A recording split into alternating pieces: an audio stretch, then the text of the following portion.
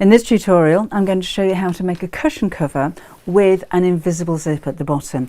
I love an invisible zip, whether it's in a dress or a skirt or a cushion cover, because I think it gives a really clean look to your work and it looks very professional as well. So this is, if this is going to be something that you're going to give as a gift or you're going to sell, it just gives a really neat shop bought look to your project.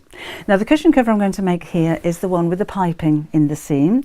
The one with the buttons I actually made in a live stream, so if you have a look through my videos and you wanted to watch that, then feel free. I did add 3 little buttons as a decoration on here. Doesn't need it with the piping, of course, but you can ring the changes and add any kind of trims or no trims if you wanted to. So if you had a display maybe with different sizes of cushions, some rectangle and some square, you could have some with maybe a lace trim if that suits your fabric. You could add 3 or 4 little bows over the seam if you think that would work for you. You could add tassels to the corners if that's the kind of thing that you wanted. Now I'm not going to give you measurements for fabrics because you choose the size and the shape, square or rectangle, of cushion pad that you like, but I will explain how to measure your fabric against your cushion pad. I like mine to be quite nice and plump, and I'll explain that to you in just a second. The fabric that I've used here is a linen cotton blend, which gives a really nice organic kind of feel, I think. I love these neutral colours, but of course you choose the fabric that you want. So it could be a brightly coloured printed cotton, it could be a canvas, it could be a denim, whatever it is that you want to make yours out of. Or if you are making to sell, I didn't finish the seams on the inside of here, but if you just trim them with pinking shears, or if you have an overlocker or serger or an overcasting stitch on your sewing machine, then you could probably do that. If you're making for yourself, or if I'm making for myself, I don't tend to finish off the seams on things like this because I've got quite a deep seam allowance, so I don't think it's necessary. Okay, well I hope you love the style and design, and if you've never fitted an invisible zip before, please don't think this is going to be a challenge. This is how I work out the sizes of the fabric, and let me show you how easy it is to fit that zip. So I have my cushion pad, this could be square or rectangle, my back fabric and 2 pieces of front fabric, and the piping that I'm just going to put along the seam between the 2 contrasting fabrics, and of course my invisible zip and my zipper foot. I'm not going to use an invisible zip foot for this project. So the first thing you need to do is to measure your cushion pad, and I've cut the back of my fabric to the seam allowance larger than my cushion pad, because I like my cushions to be quite nice and plump and full, so I want the finished size to be the same size as the cushion. If you want your cushion pad to be a little bit flatter, then of course you can add a little extra to your seam allowance. So whether it's 1/2 inch or 1 centimetre, that's how much you add to the fabric to make it that much bigger than the cushion pad, and that's whether it's square or whether it's rectangular. For the front, I've actually cut 2 pieces already, so you can gauge how these are going to look. I think it looks pleasing on the eye to have the contrast at around about 1/3. If you put it straight down the middle, I think it looks a little bit odd. So allow for a seam allowance down the centre here, and cut your 2 pieces of fabric accordingly. And again, I'm going to put a piece of cord just down the centre. So I'll do that first of all. So we'll move that out of the way and take my 2 pieces. I'm going to do this 1 piece at a time.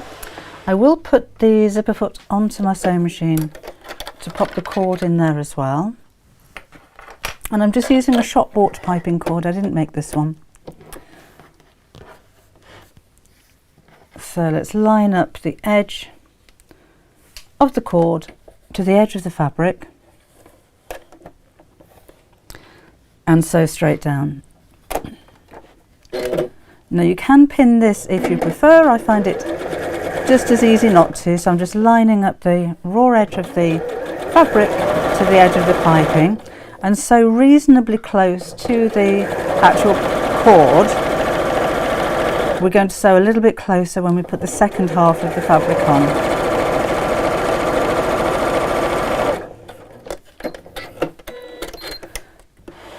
So let's place the second half right sides together, and this time I'm going to sew from this side because I can see where the stitch line is, and I'm going to sew a little bit closer, so I'm going to move my needle over, so I'm sewing as close to that actual piping as I can, the cord as I can, but without sewing into it. It's only a little piece, this, so if you do happen to catch it, it's probably not going to be noticeable, or of course you could unpick that if you need to. So let's move my needle over. And again, this time I'm sewing nice and snugly right up against the cord. You can feel where that is, and on some fabrics you'll be able to see where that is as well. So just keep lining up the edges and sew straight down.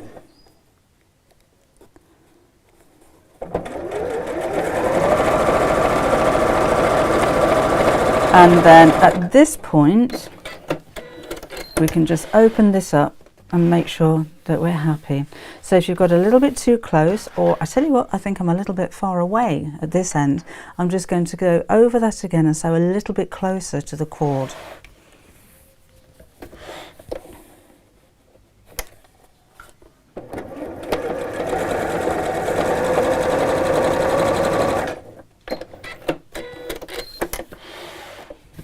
So that looks better to me. And then snip off the excess cord. Now my cord is quite fine, so I'm going to leave the actual cord inside the piping fabric.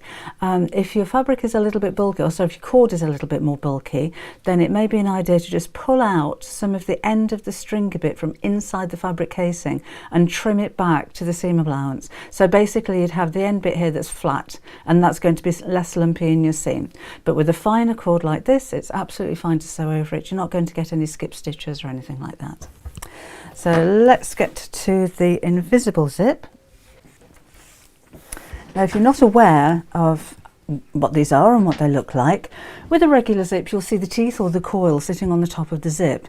With an invisible or concealed zip, the teeth and the coil are on the back. So from the top or from the right side of your project, you should just see a line. You don't see any of the actual zip. And you'll recognise an invisible zip because the majority of the time they have this teardrop shaped pull. So we need to sew this before we put the cushion cover together, in between the front and the back pieces. And I'm going to put this on the bottom of my piece. Now I think my zip is going to be a little bit too long. No, actually I think it's going to be fine. If your zip is too long, then there's no harm in just trimming some off the bottom, but do be aware that you'll be trimming off the zip stop. Now this one is just glued, but if you chop that off, you're very likely, if you're not careful, to take the zip slider and just slide it straight off to the end of the zip, and they're very difficult to get back onto an invisible zip. So just be aware of that if you're cutting a zip down. So this goes in with the zip open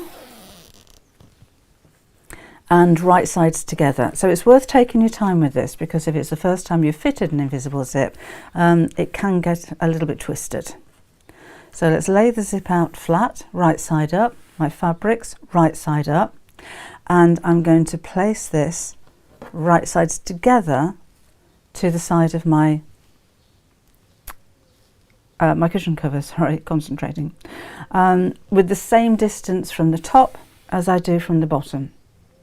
Now this is where we differ from a zip, an invisible zip that you're going to put into a garment, because if you have an invisible zip in the back of a dress or in a skirt, the top of it is going to be open, so you can put it on, obviously. But in a cushion cover, we want the top of it to be closed, so we're going to sew this in slightly differently. So again, we're right sides together here. You can pin that in place or use a fabric glue stick if you have one. May be useful. So let's just put a little bit of glue down here, just along the edge of the fabric. Now because I'm only using a ½ inch or thereabouts, maybe a centimetre seam allowance, I'm just going to put the edge of the zip right up against the edge of my fabric. In dressmaking, where you're probably using a wider seam allowance, you need to line the teeth of the zip up to where your seam allowance is. So you'd need to mark the seam allowance onto your fabric. But we're not worried about that in this case. Let's just pop that down. Now I'm going to start sewing from just underneath where the stop is here. So I'm going to have a little floaty bit at the top, and that's exactly what we need. And I'm going to sew all the way down to as far as I can. Okay, so you will never get right up to the zip slider, but we're going to get as close as we can to it. We need to sew inside here. So if I just pull open the coil, we're going to sew just inside the line inside here. If you wanted to, before you put the zip onto the fabric, you could press that open. Use a medium to cool iron to do that, and don't hover over the zip coil for too long, but that may help. So we're just simply going to peel this open. If you do use an invisible zipper foot, that has kind of two grooves, and the teeth coil feeds into the groove and fold open automatically. So if you're going to be doing a lot of these, maybe worth investing in one of those. But I'm thinking most of us have a zipper foot on our sewing machine already, and you don't have to go out and buy one if you don't already have one. So we're just going to plod along with this one. So again, let's start just at the zip stop, push the teeth open, and I'm just going to move my needle so I'm getting as close as I can into that groove. So again, fold this over and then start to sew. You may at some point actually catch the teeth. That does happen. Don't worry about it. That's what your quick unpick is for. And just like with our piping, if you lift up or open out the zip when you're finished and you feel that you could have sewn a little bit closer to the zip teeth, or it's actually a coil, then you can go back and sew again that little bit closer. So again, as close to those nylon teeth as you can, but without actually sewing into them. And all the way down as far as you can until you get to the zip slider here. So before I sew the second side in, I'm just going to, just got a thread there, just going to close the zip and make sure I haven't caught any of the teeth in the fabric, and that's looking nice and neat. Okay, then let's open this up again and sew on the second side of the fabric. So let's lay it out so we understand how this works. So I don't have a right and wrong side of this fabric, but this would be right side up. There's the edge of the second side of my zip, and we need to flip this over so that the edge of the zip, let me turn this over this way, and the edge of the fabric are now right sides together. So we line up the bottom here so that the zip is the same distance from the bottom of each side, so it's not twisted. Again, as it's a cushion cover, if you do get a little bit of twisting, then it's not the end of the world. If you're sewing an invisible zip into a dress, then you really will need to measure this to make sure that the zip is in exactly the right position. And just a little tip for you as well, if you are dressmaking and inserting in a zip like this and you have a waist seam, then do make sure that the seams on either side of the zip match, because they will stand out a mile if they don't. If you haven't used this glue before, I know it's blue, it will dry clear, it does wash out, and it is meant for fabric, so it's not going to gunge up your sewing machine needle.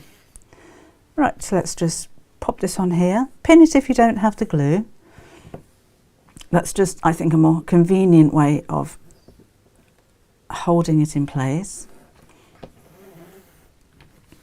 Now this time I'm going to move the needle over to the opposite side of my zipper foot, and then just like before we're going to peel this back. So I'm going to start sewing from the same place, which is just about level with where the stop is. My stop's here, and we'll sew inside the seam here. So if your zipper foot is like mine, and the majority of them are, I'm going to put the needle back to the central position, drop off the foot and move it over to the second side. And then I can move the needle even further this way by using the stitch length adjuster on my straight stitch.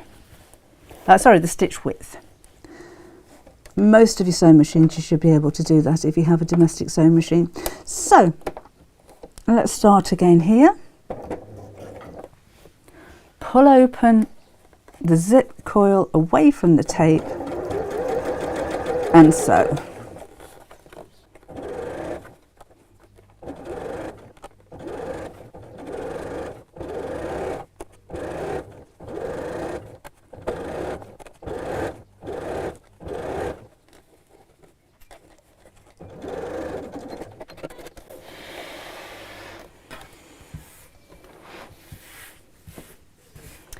And again, before we construct the rest of the cushion, let's just close the zip and make sure everything's been caught nicely. Then we can give that a press.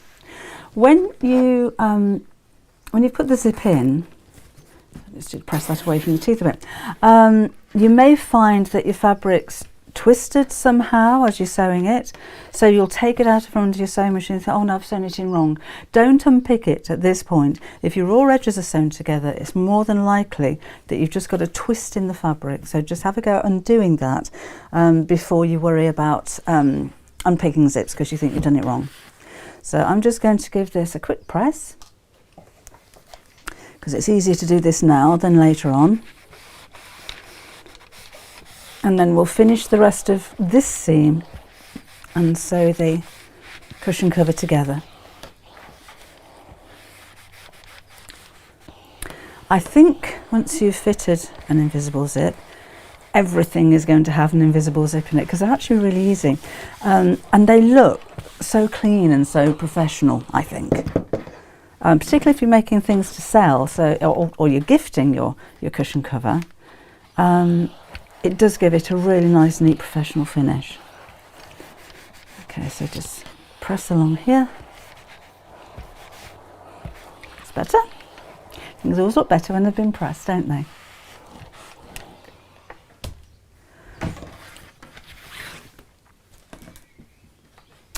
Okay, so let's close the zip. Just remove that thread. Don't know where they come from. There's another one.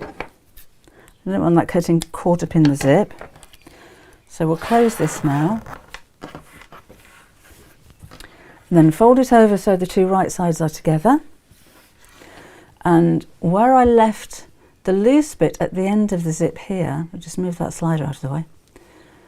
I'm just going to pull that to one side. In fact, let me open that a little bit, that may help. Just going to pull this to one side. Line up the two edges of the fabric, and that's quite easy now that I've pressed it because I can see where the seam allowance is. And I'm going to sew from the top down to the zip with this part moved out of the way. So my stitch line meets up exactly with the stitch line that holds in the zip. So let's take off my zipper foot now, and we can go back to the standard foot. Again, line those up. You can pin if you find that easier. Needle back to the centre. And so, and again, when you come to the zip, we're going to move this bit out of the way. And I'm just coming up now to where I started the seam for sewing in the zip.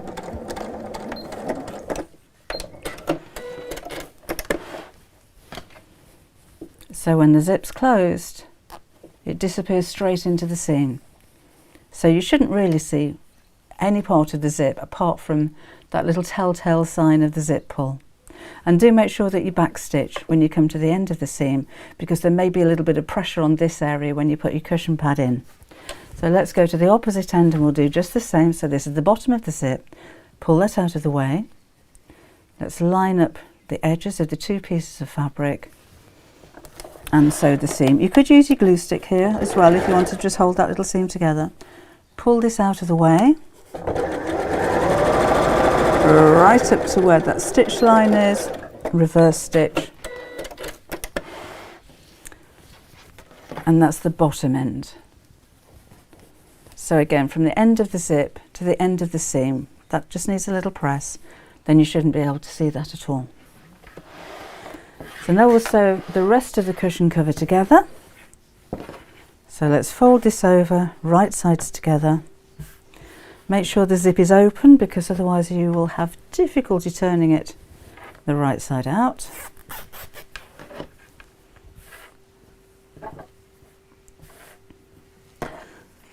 And let's just line all this up. Then I'm just going to sew around these 3 sides. Don't need a turning up because you've got the zip, so just sew the sides together.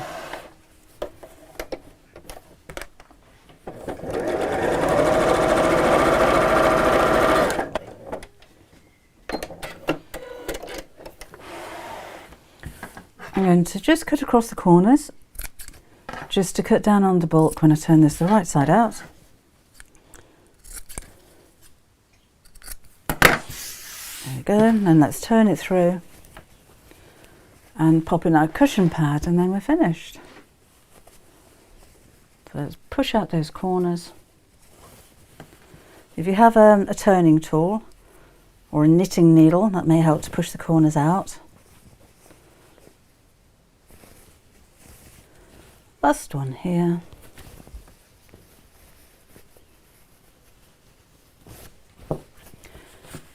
And I think we just need another quick press.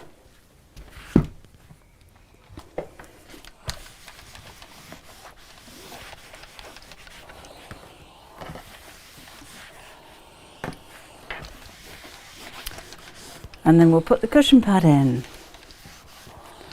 And you know, I think these would look so nice if you had a collection. So even if you use the same fabrics as I have with these 2 cushions, but maybe different styles, as in piping on one, buttons on another, maybe bows across one, and then arrange them all together, I think would look very nice. And of course they don't have to all be rectangle, as I said previously. You can use squares and rectangles in different sizes together. So I haven't given you any exact measurements for these, because you can use any kind of cushion pad that you like. So let's pop this inside.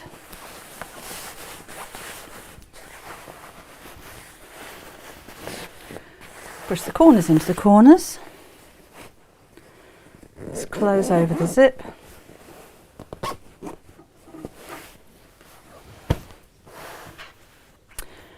And that's another cushion finished.